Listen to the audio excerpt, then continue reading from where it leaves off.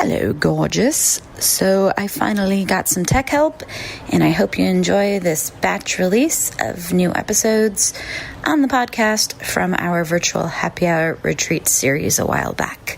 Please enjoy and do something for yourself to enhance your self-care, your self-compassion, and your fun, because this life is the only one we have. Bye. Hey, wine mermaids. This is the Peace, Love, and Wine podcast, bringing you happy hour conversations with awesome women on self-care, sisterhood, and creative living to reduce stress and maximize joy. Life is short, so grab a glass and get ready to sip, sparkle, and make a splash. Make sure to visit peaceloveandwine.com and enter your email to receive VIP deals and get your free self-care download. Now, here's your wine sister hostess with the mostest, Tiffany Humfeld. Hello, ladies. Welcome to another virtual happy hour retreat episode of our You're Rockin' Your Biz, but It's Burning You Out series. Cheers to my guest today, Miss Christine Tona. Is that how I pronounce your last name? Yes, that's correct. Yes, okay. Cheers. Cheers to you. Cheers. Oh, we got a sip or it's bad luck. Oh, yeah. I think this is my first glass of wine during this virtual happy hour retreat series. Oh, well, it's wine time for you. Like we just said before we hopped on the call, it's wine time for you, but I'm in Australia, so it's still coffee time for me. Coffee until wine. Whatever works. So, Christina, when we were speaking a minute ago, you were saying that some of the ways somebody might describe you is as a soul coach and business mentor.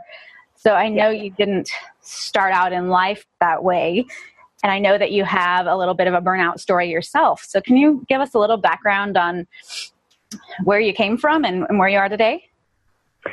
Sure, I would love to. So my background is in corporate insurance broking. Do not ask me how I ended up there, because I don't think anyone ever really sets out to be an insurance broker. I think corporate insurance broking or insurance broking in general is kind of something most people just fall into, or that's been my experience anyway. And, I did everything that was expected of me. I, finished school. I did very well in school. I went to uni, and I think it was about a year and a half, or not even, into my university degree, in which I was studying accounting, because that's what my dad said would be a great career for me. I couldn't stand it. Like, I did this 1 year of accounting, and I was like, oh my gosh, if this is going to be the rest of my life, I can't do this. So I got a full-time job, and that full-time job was in the insurance broking industry. Which was sales. Yes, right? Yes. So in the beginning, obviously, I was a fresh, 19-year-old who was very, very hungry. I'm the eldest of 5 children, so I've got 3 sisters and a brother, and my background is very European. So my parents were very much, I got a lot of pressure, basically, as a young girl, and even into my adult years too, to excel and to be a really good role model, and to, do everything right, and to succeed, and to, do it all and have it all, and be amazing, and, with the best of intentions. So are you a perfectionist? A little bit, yeah. I'm working on that. Okay. I'm working on that. But, with the best of intentions, obviously, from my parents. I mean, this is a story that I think is common to so many people. And whilst it's definitely fostered my drive and my ambition, it also, I guess, fostered an attitude and a character which was very much masculine driven. And then moving into the corporate insurance industry, it was very much a male-dominated industry. In fact, I was the only young female in the office when the office in the CBD here in Melbourne opened up. So it was very male-dominated. And as you do when you're in that industry, you do what you need to do in order to be successful. Well, I did, and that was to play like a man. And so my entire nature and my entire personality and character was very, very masculine. And I worked in that industry for 16 years, and I was really fortunate that I was in a company that allowed me to be really entrepreneurial. So I don't think they really had a choice, because I'm a bit of a firecracker like that. So it was like, I can see great improvement in innovations here that we can do. I'm really hungry to build, this company and build the divisions. And so they kind of just let me do my thing, within obviously within some boundaries of company policies and budgets, even though I kind of bended those rules a little bit. So I was always a bit of a rule breaker. But in saying that, I was just so hungry and so driven and so ambitious. And so I went through pretty much my entire 20s with that sort of, with that sort of lifestyle. And it played out in so many different areas, not just my work. So I am also, I have in the past, I'm not a competitor at the moment, but I have done 3 bodybuilding competitions, and they were all at the same time as doing, all at the same time as doing this, high flying corporate career. So it was very much, by the time I got to 30, I was starting to feel the effect of what was going on, and I was really dissatisfied. Whilst I loved the skills that I was applying in the role, so I loved building the business, I loved, creating things, I loved innovating things, and that was my thing. That's why I was quite successful at it, because I just didn't, follow the processes that everybody else had laid out or other companies were doing. I really recreated so many things. But I loved all of that, and I loved mentoring my team. I loved building the team. I loved helping them. I loved watching my team grow and expand. And I, even though I loved all of those things and all of those aspects of the job, what I couldn't stand was the industry, and I couldn't stand the stuffiness, and I couldn't stand who I had to be in order to be successful in that role and in that environment. So at the age of 30, I started to feel like a bit of a nudge, and the nudge was trying to say to me, this isn't for you, and this isn't forever. Learn what you need to learn from this space so that you can move on and do what it is that you are meant to be doing. And so at that point started this entirely new phase of my life, which was, okay, so what is it that I'm supposed to be doing? So I started to feel these intuitive nudges, and I started to feel these like voices, which was really my own inner voice, coming to me and saying things like, you need to slow down. You need to look within. You need to stop all the doing. You need to start the being. And so at that point started what I call the untangling or the unraveling. And it was probably one of the most, I want to say traumatic, but that's probably a little bit dramatic. Probably one of the most challenging times of my life, because I went from this high flying, hot shot corporate bitch, as my father called me, with love and respect, but I was the corporate bitch because I was just so hard ass about everything that I was doing.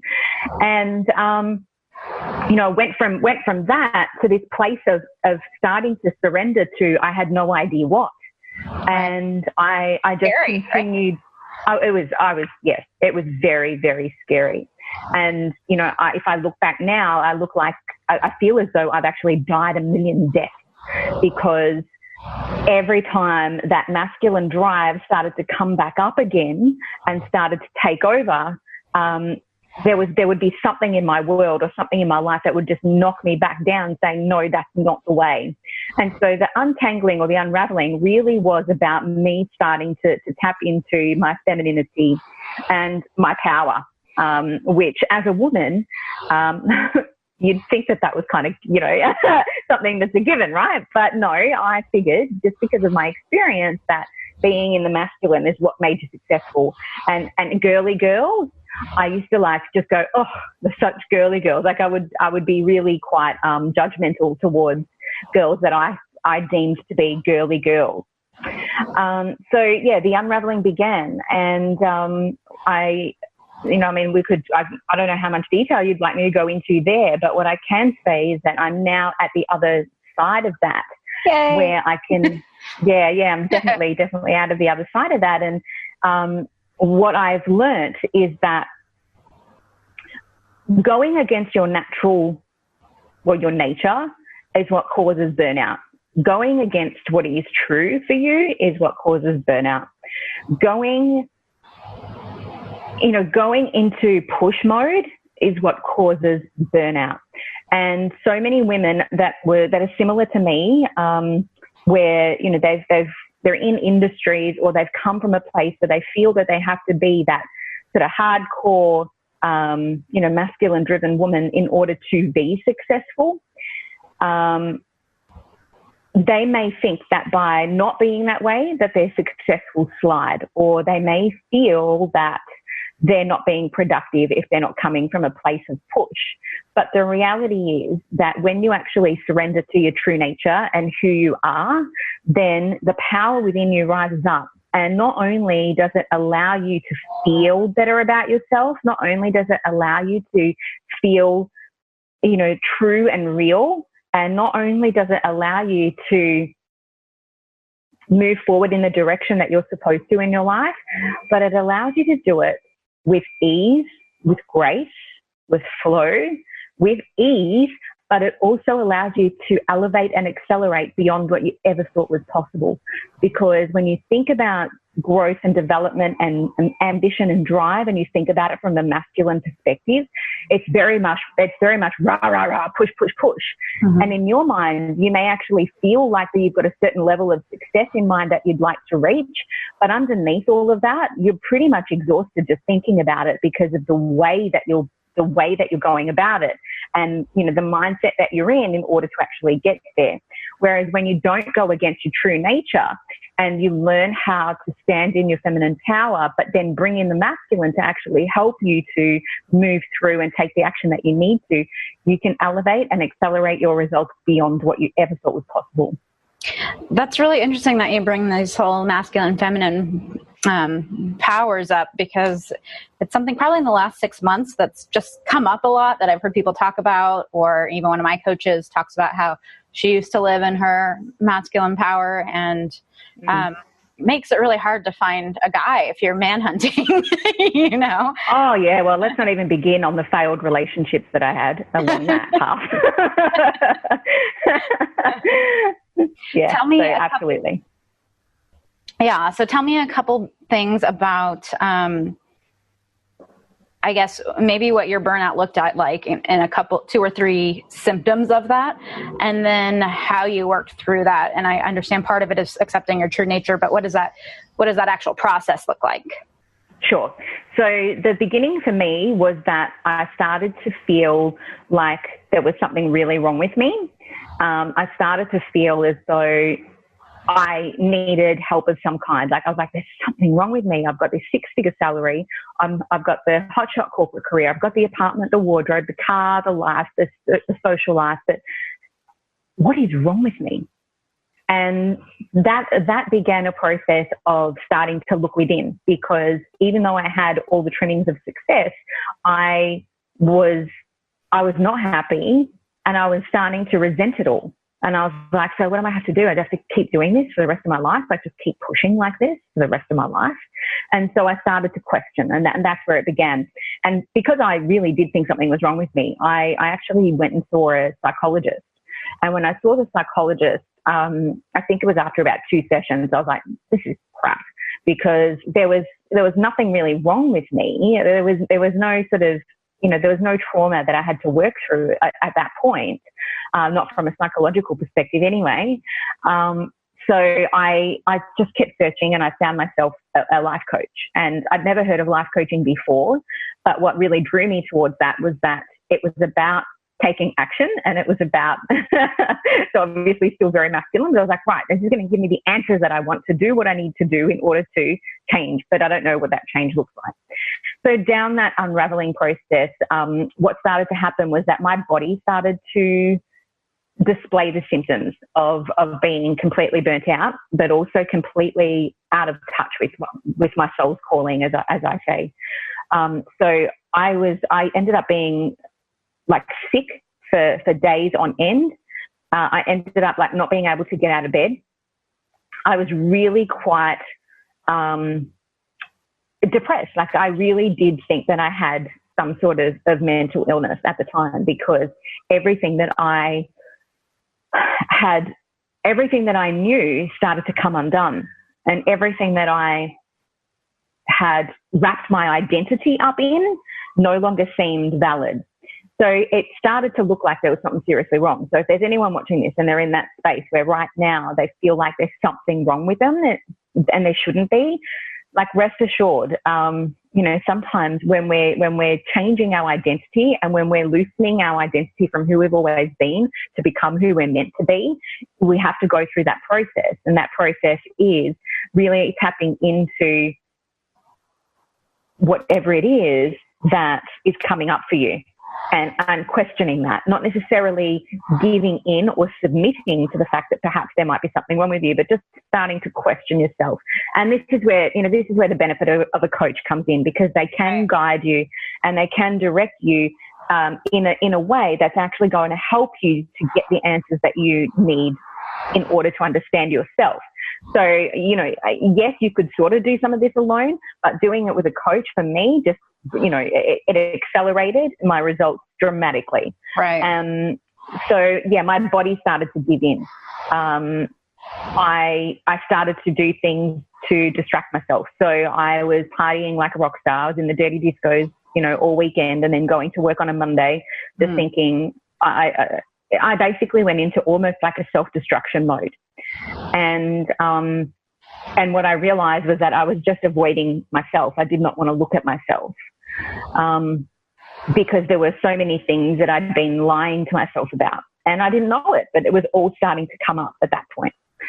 So what ended up happening was very much along those lines. So it was as though my body was literally starting to reject everything that was in my world. So my job, my home, the money, I started to blow all the money because I just wanted to do something to make myself feel good. I was partying to try to make myself feel good, because everything that used to make me feel good no longer did. And then I guess when I say rock bottom, I think what happened there was literally that I could do nothing. Like, I just kept getting hit over and over and over again until I learned the lesson, which was stop doing and surrender. Because every step of the way I was like, right, okay, cool, this is where I am. What do I need to do in order to? So it was all about the doing. Right. And, you can't think and feel at the same time. And the thinking brain is very much the masculine brain, and the feeling side of it is obviously the feminine side of it. And you can't think and feel at the same time. So I had to learn that lesson by being knocked upside the head so many times until I literally could not get out of bed. And I had to lay in bed and sob and cry and just let everything go. The female goddess in you was just weeping, right? Oh, it was like, at the time it was really it was very, very challenging. I'm not going to lie. Yeah. But it was also so beautiful, because it was this process of, it was as though I was being wrapped in a cocoon. This is probably the best metaphor that I could use to explain it. It was like I was being wrapped in this cocoon. And it's amazing how when you feel that you've been in control of everything your entire life, and, you've been able to be the one who says, this is how it's going to go. And then it just works that way. And you're wrapping yourself in this cocoon and you're losing control, right? It's this feeling of just losing control of your brain, losing control of your body, losing control of everything outside of you, which shapes your identity to the core. And at the same time, you can see how everything around you actually does support you for what you need. Maybe not what you want, but everything that you need is completely supported. And, there was so many times where I was so scared, scared of so many different things. But in hindsight, I was like, wow, like everything that I needed was totally provided for in every sense. So it really did feel like I was wrapped up in a cocoon. And then slowly I started to re-emerge. And, it's definitely been a process. It's definitely been a process. But wow, I tell you what, like I pretty much live every day now in my bliss. And I can't believe how difficult I made it for myself. over so many years. And what I realized was exactly how challenging it is to unravel those patterns and the conditions that you've been, imprinted with, whether that be, ancestral stuff that is passed on through your DNA, or whether that be actual stuff, I call it, the stuff that you've grown up in. Right? Yeah, absolutely. Thought patterns, conditions, everything. Like the process of breaking those down and letting those go is super, super challenging, and really for the brave. And yeah, I think one thing that people forget about bravery isn't the lack of fear, right? It's the whole feeling the fear and doing it anyway thing. You wouldn't need to be brave if you weren't afraid, right? No. And, the only place where you can find bravery or courage is when you act. It doesn't come to you before you act. Like the fear is there and then you have to act. And that's when the courage and the bravery shows up. Otherwise, it will never show up. And the acting might be consciously being still, asking a question, and then letting the real answer come to you, right? Yeah, I was the chick who had it going on. Like, I was the one who was like, I've got this, this, and this, and if I want this, I'm going to do this. And I really, I was quite egotistical. And with reason, because I was very successful. It wasn't like I was I was not arrogant, definitely. I've always definitely come from my heart. And my team, who are still really good friends of mine, the team that I built an insurance company, they're still very, very close and come to me. And they're like, oh, are you sure you don't ever want to come back? No, I'm not coming back. But, I had going on. And it was so powerful and so strong, where I had mentors that were appointed to me in the insurance game who told me that I was too much. They're like, whoa, you're way too much. You're so super powerful. Your energy just speaks. So you just need to really tone yourself down. And I was like, don't tell me to tone myself down. So I was very much that type of person. And when things start happening in your life where you can't control them, it sends freaking shockwaves through your entire system. But hey, I guess that's how it had to be in order for me to actually pay attention and for me to notice and for me to realize that, hey, it wasn't actually tone yourself down. It was come from a place of femininity rather than from a place of rah-rah masculinity. So I don't tone myself down. I'm still very much a hardcore, badass, soulful, uplifting chick. But, I do believe that there is far more. Absolutely. There's a far more productive way, and I'm all about productivity and efficiency. There's a far more productive way to channel that energy to actually achieve what you want with far greater ease. So let's say there's women listening who really resonate with this, and they resonate with a lot of the challenges. What are a few tools or tips that they can take away and actually start practicing, today in order to work through that burnout? So I only ever speak from experience. I only ever coach and mentor from experience and based on mastery. So when I share this is the exact process that I went through, and I do prescribe this to all of my clients in the beginning, because generally they come to me as burnt out corporate chicks. And the first thing that I suggest is that every morning as they're getting their face on for work, they literally look in the mirror, look into their own eyes with a plain face, no makeup. So this is before they do the makeup. Look into their own eyes and just sit with themselves, staring at themselves in the eye for 1 minute. Wow. Now, that's not my exercise. That's, the mirror exercise is something that is well known if you follow Louise Hay.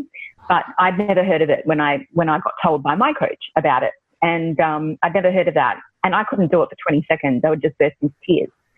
So it was the most powerful exercise because it forces you to look at yourself. And for so long, even though I looked in the mirror and was doing my makeup and I was very proud in terms of the way I presented myself, I never actually looked at myself. So definitely that's the first point. Number one, look in the mirror. Keep going. Even if you can only do 10 seconds at a time, keep going until you can get to the full minute. Because when I got to the full minute, I cried, but joyful tears of reconnection. And it's giving me goosebumps now just thinking about that moment again, because it was the most powerful moment where I was like, oh my God, there you are. You were buried so far underneath.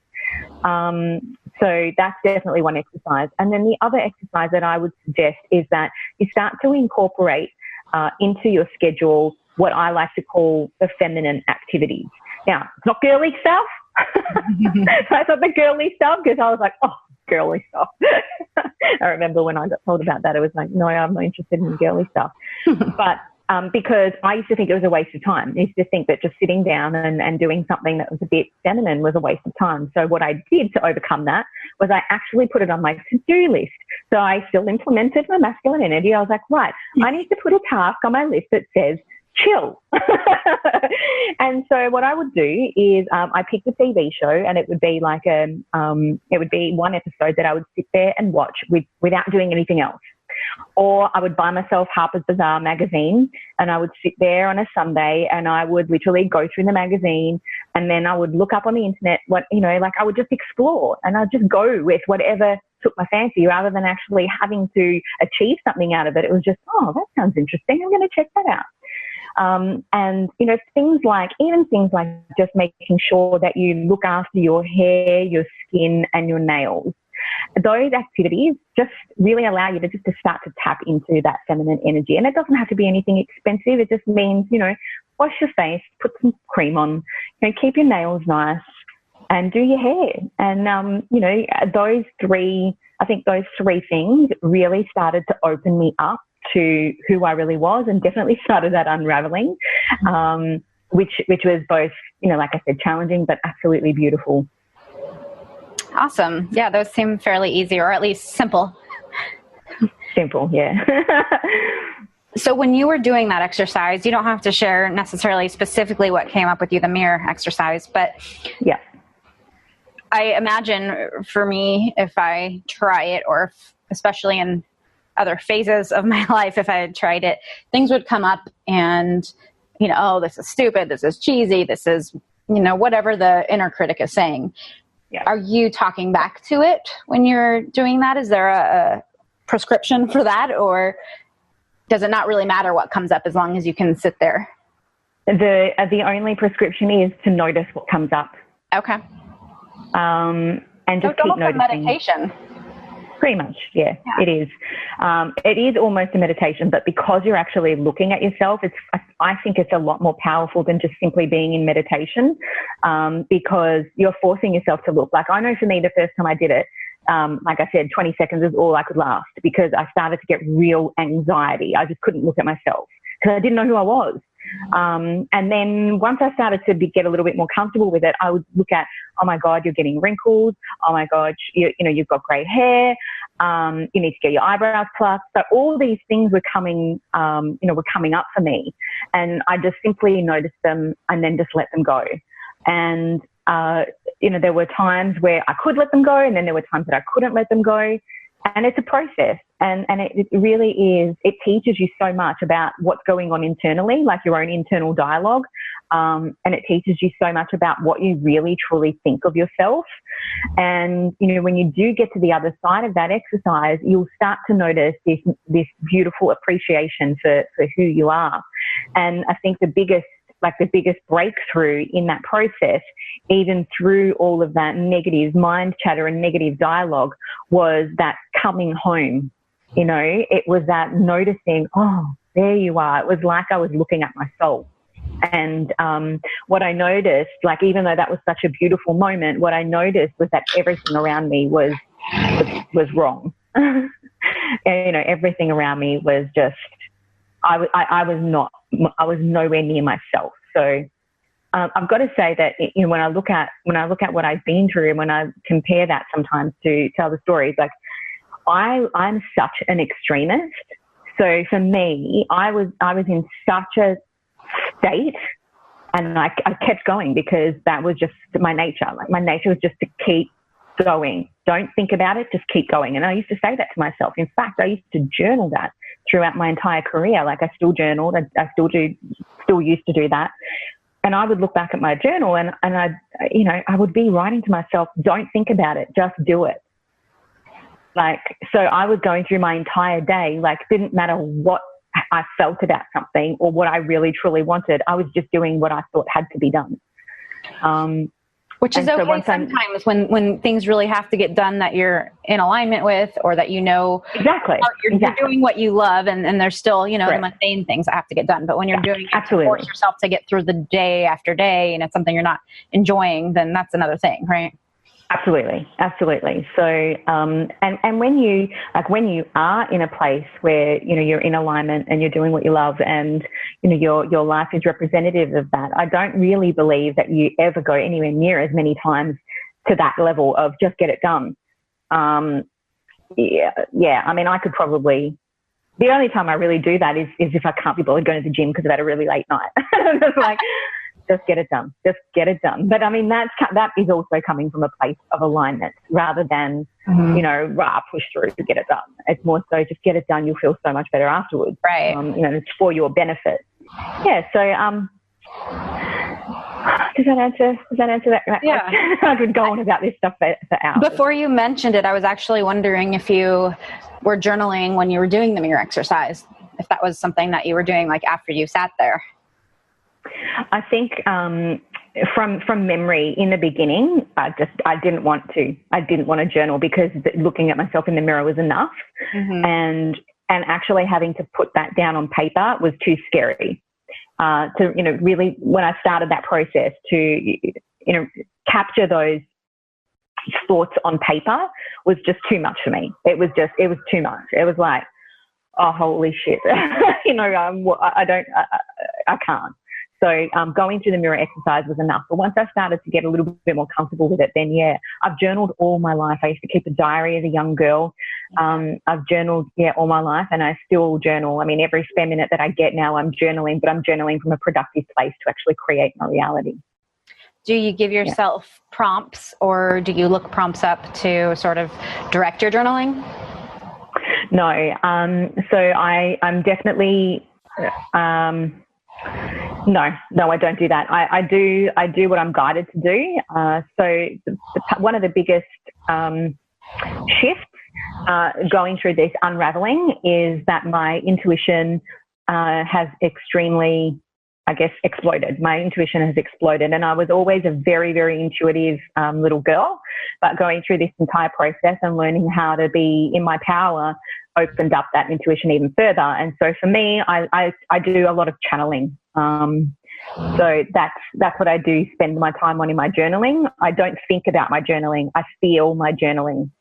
Whereas I used to think about it, and I used to, answer certain questions. But now I feel my journaling, and I literally just channel what needs to come out from an emotional, and energetic perspective, rather than I need to write out this. I need to, write out my vision and my intentions. No, I literally channel. Interesting. So what are you excited right now about in your work and life? It sounded like everything. You're going through a little bit of transition, right? I like that. Everything. Yeah, I'm really excited about everything. So right now over the month of August and part of September, I took a social media sabbatical. And so whilst I was running my business online, I was also traveling Europe. So I was working with my one-on-one clients, and I was delivering on my membership program and some other online programs I was running. But from a social media perspective, I took a sabbatical, and it was probably one of the most amazing things that I could do. And I believe that definitely cemented the process that we've been talking about today. So whilst this has been an unraveling for nearly 10 years now, unraveling and re-emerging over a period of 10 years, I really felt called while I went to Europe to just disconnect from social media and really, really go within even further. And so the result of that has been that whilst my message and the work that I do hasn't changed, a lot about me and my style and my approach, my style, my approach has shifted. So today, after we do this interview, I'm going off to see my web designer, and I'm taking down my old website, and we're getting ready to relaunch my brand. which is going to be super amazing, and I'm really excited. Cool. And I'm also turning 40 in December. So I'm excited about that. 40 and fabulous. Yes. Happy almost 40. Thank you. Thank you. I'll be 37 in November. So it's weird. It just hit me a couple of weeks ago that like, oh, it's safe to say when you're 37 that you're almost 40, maybe. You're closer to 40 than you are to 30 at least, right? Yeah. I do remember, I think it was 30. It was 37 for me, where I was like, I'm going to be 37. And then I think about 6 months ago, I went through a mini freak out. I was like, oh my God, I'm going to be 40 this year. Where did that time go? Like, what happened? So it's definitely a milestone, but I'm really excited. I've made my peace with 40. I mean, it is the new 20 these days. So, are you still? I'm really excited about that. I still train. I still exercise. And I have gone through my process of I guess moving away from that hardcore masculine style of training as well. Okay. But now I do incorporate a combination. So I do my yoga and my stretching. I do some really cool cardio stuff, really high intensity, and I do some pretty high intensity weight training. I love it. I love the way it makes me feel. Yes. I just had to learn how to balance that and not allow it to just be totally hardcore. Yeah. yeah. I've never been. My body would not allow it. Mm-hmm. That's another part of the entire journey. Like I was like, right, I am going to train and I'm going to get back into figure competitive shape and I'm going to compete again. And about 6 weeks in, my body would just break down and I'd need to take 6 weeks off training. Mm-hmm. So it was like, okay, you can't go about it this way anymore. How many times do you need to hear that message? Yeah. So, I guess I'm happy to say that I've learned how to approach that from a far more balanced, well, not necessarily balanced, but from a more aligned perspective. Because some people might look at what I do and still think, oh my God, that's insane. But for me, it's what's right. Everything's relative, right? Absolutely. Yeah. Growing up, I worked out all the time. I had a struggle with weight and there was always a fight, but I used to do aerial acrobatics and it's something that just lights my soul on fire. And, growing up, I kind of had a dream that I wanted to be in Cirque du Soleil and I did gymnastics growing up. I was never super good, but I was always better than, I guess, the average person, right? Yeah. And when I was, my late 20s, I got into, that's when I started the aerial acrobatics. And, I just kept getting injured and it's so much upper body, right? Which is not a feminine thing. No. Yeah.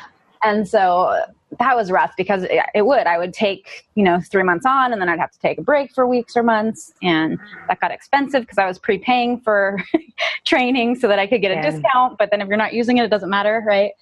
So, anyway, I've kind of been in chronic pain for half a decade or more now. And then last year and a half ago, maybe I injured my foot and I could barely walk. So my neck and basically the right side of my body was like, no, we don't want to work. So, it made it hard to exercise at all. Right. And I gained a lot of weight, which has been interesting. Right. Because I'm finally back into exercising and it feels so good. I've never loved working out, but oh my gosh, it feels so good, especially when I do it in the morning and it's like, I'm done. I don't have to do it again today. Yes, it's the best feeling. Yeah. And so I really look forward to getting back into that. But what I'm doing now is functional training. So I call it Viking mermaid training. So I guess that's kind of like the masculine and feminine perspective of it. Yeah, absolutely. Yeah. So the gym I just started going to is actually the classes are led by a physical therapist. And so it's all about kind of getting all your body parts to move together, really working on the stabilizing muscles.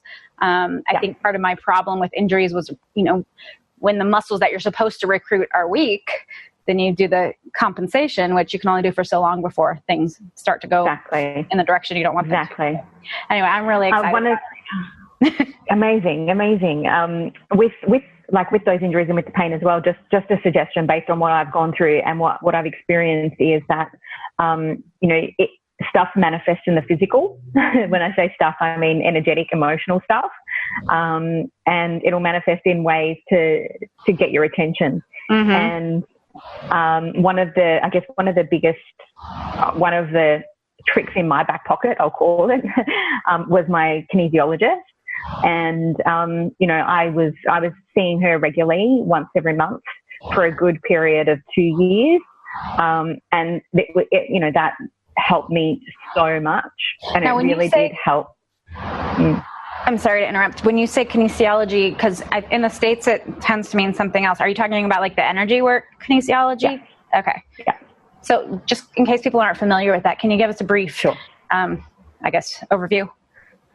So we're energy, right? We're made up of energy. So our physical body is simply energy at different levels of density. And when we've got something going on with our energy, it's going to show up in our physical body in some way, shape or form. And the easiest way to explain this is if you think about when you get really stressed out, right? If you're really stressed out, most people will start to get tension in their traps and in their shoulders and in their neck, right? That's a given. So that's simply energy.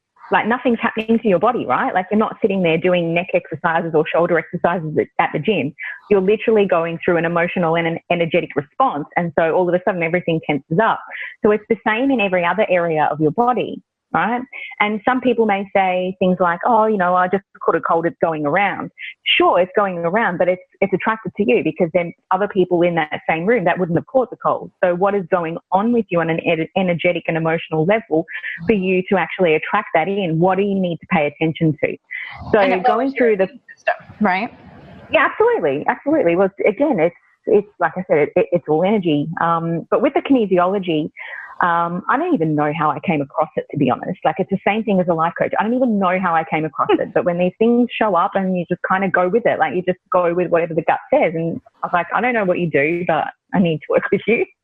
And so I went and had my sessions, and there would be things that we would talk about, whether it was emotional or whether it was physical.